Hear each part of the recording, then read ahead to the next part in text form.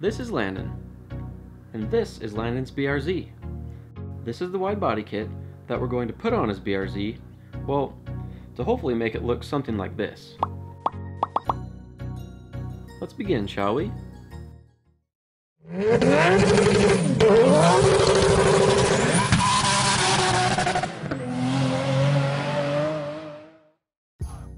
Chances are, if you have an 86, if you've looked into getting an 86, or you just know how to use the internet, you'll know what a Rocket Bunny wide body kit is. At that point, you may have gone online, see how much it cost, and on top of that, figured out how much it would cost to have the kit installed. And then decided that probably the only way you're gonna have a wide body BRZ is on the background of your phone. We're here to show you that that doesn't necessarily have to be the case, and hopefully give you the confidence to do it on your own and save a bunch of money while you're at it. This series of videos is all about showing you just how accessible wide bodying your 86 can be, and showing you that you don't necessarily have to be an auto body expert to do it on your own. In fact, the extent of our auto body experience goes about as far as rolling some fenders and mounting a few front lifts. So stick around, subscribe, and see what happens when a few knuckleheads try to wide body a BRZ. So this is the kit Landon went with, and one of the ways you can save some money on this is to not buy the Rocket Bunny brand. This one's from Extreme Dimensions, and cost about $850 for the front and rear over fenders. He also went ahead and bought some side skirts for $250, so he's ended about $1,100. I know a lot of people are hesitant to buy something that's not the big name brand, and I definitely would recommend doing some research before you just go and buy anything. But this Extreme Dimensions kit, I ended up being really satisfied with. No matter what kit you buy, be it Rocket Bunny or not, you're gonna have to do a little bit of sanding to prep it for paint, and you're also most likely gonna have to trim a little bit just to get everything to line up perfectly. This one really didn't require much of either, and didn't take too much time to get it ready to actually install. It's made from a mix of fiberglass and polyurethane, and I think that ended up being a really big advantage to have the extra bit of rigidity.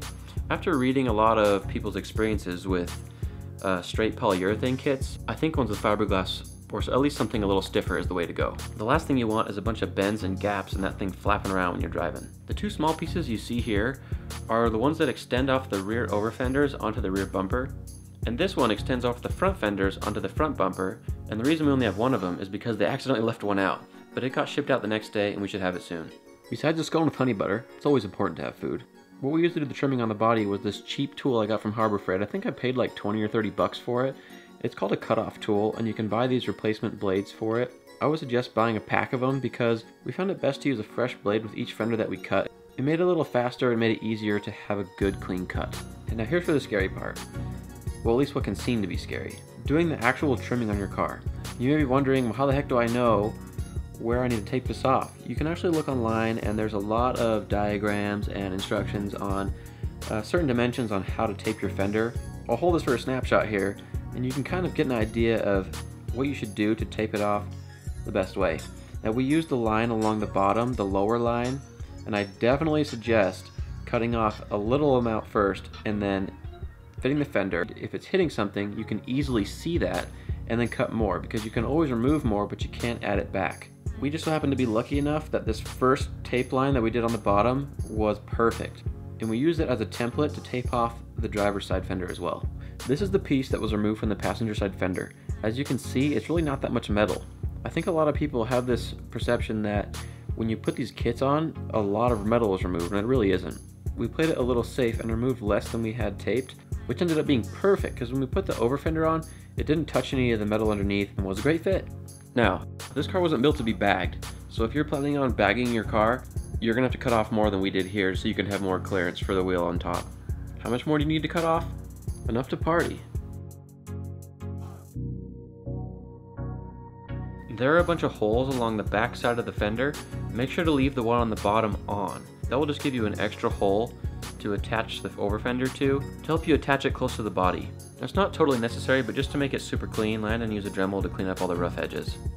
Now, I should mention that before you go fitting the over fenders onto the car, it's a really good idea to take some painter's tape and run it along the edges of the over fender, so that way when you're holding it onto the body of the car and making your small adjustments just to make sure everything fits, it's not going to be scratching up the paint. Alright, here's the first fender. Turned out pretty good if you ask me. As you can see, it went on really solid. If I'm trying to shake it around or push it, it's not moving at all. Any shaking that you see is just me. And look along all these edges. You can tell that the gaps in between all the body lines and everything is really even. The shape of the over fender was made really well. If you look at this little vent on the fender, and then look at the over fender below it, you can tell that line's consistent. If you look down the side of the door as well, that gap from the over fender to the door line is even too. A lot of people use rivets, but to actually attach the over fender to the body, we use these self-tapping screws with washers. It's metal on one side and rubber on the other. Right now you can tell that the fenders obviously aren't painted, but this gives us the ability to take it on and off without having to drill out any rivets, and it looks cool too. Now that the passenger side's all fitted up, it's time for the driver's side. And here's the other piece that was removed. You can tell it's a lot like the passenger side, which is a good thing. Nice smooth line all the way along the tape, and again on the bottom it's covered by the tape, but we did leave that last little hole. Now as far as more details on how we attach the over fender to the body of the car, we pre-drilled all the holes in the over fender so that when we held it up to the car, all we had to do was thread the drill bit through that hole that was already drilled and then drill the hole in the body of the car. Then you just take it easy and put the self-tapping screw in, but make sure not to do it too tight because you can crack the fiberglass. Every kit you buy might be a little different, but you're going to want to have at least a couple people doing this. I wouldn't try to do it by yourself, but you want to hold up the over fender to the body of the car and press it up against it so it's nice and flush, and then figure out which hole you need to drill first to kind of hold it in place. We started along the top right closest to the door and then worked our way over from there. Okay, now let's do the fitment test so we can figure out what size spacer we need. If you look at the space between the stock fender and the new one, when you can fit 2 Empire State Buildings and a slice of pizza, you know what size spacer you need is pretty big. Speaking of fitment, check this stuff out. Some of these wide body kits come with rubber lining along the edge of the fender. Some people just use silicone to seal it against the car. What we're going to use is this one-sided sticky foam tape. We're not going to put it on right now, but when we mount the fenders for the last time after they've been painted, we'll use it then. What's nice about this stuff is if you have any edges that are kind of wavy and they're not totally smooth, the squishiness of this foam will eat those up and kind of make the lines look straighter. So we have both the passenger and driver's side fenders mounted, and considering we've never done anything like this before, I don't think it turned out that bad. In fact, I think it was pretty good. You watching probably have more experience with this stuff than we do. So if you're on the fence about it, I say go for it.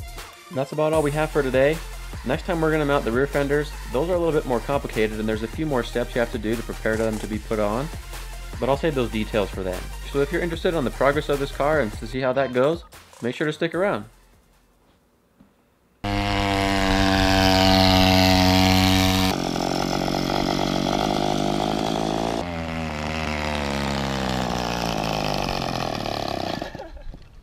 Okay, so that first part ended up going really smooth. If we would have run into some challenges along the way, I would not have been surprised.